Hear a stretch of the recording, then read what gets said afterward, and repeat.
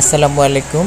আগে এরকম বৃষ্টি আসলে বৃষ্টির ভিতরে ভিজে ভিজে স্কুলে যাওয়া হইতো বাড়িতে, এবং স্কুল থেকে যদি বৃষ্টি ছাড়তো আবার স্কুল থেকে আবার দেখতাম দাঁড়িয়ে থাকতাম না, প্রায় অনেক টাইমে ভিজে ভিজে চলে আসতাম। ভালোই লাগতাম। আর বাড়িতে বৃষ্টিতে ভিজা, বাড়িতে এসে তো 1-1.5 ঘন্টা ভিজলামই। তো আম্মা চিল্লাচিল্লি করতো, একটা সময় চিল্লাচিল্লি করতে করতে আমার মা উঠাইতো। তো এখন এই দিনগুলো অনেক মনে পড়ে, কারণ এখন তো আগের থেকে একটু বড় হয়ে গেছি।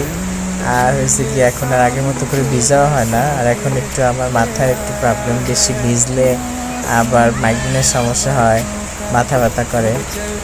তো এখন আর ভিজা হয় না বৃষ্টিতে।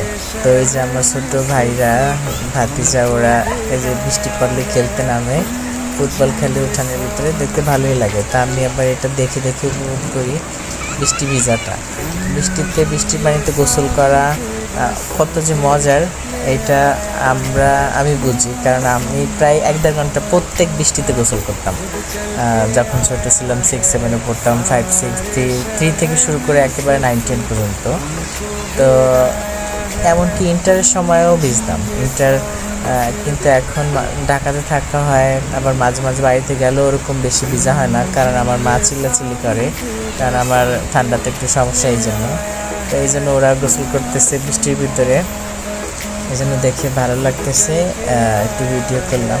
আর বাড়ি বলে কথা, এটা আমাদের বাড়ি, আমাদের যার যার বাড়ি তার তার রাজমহলের মতো লাগে।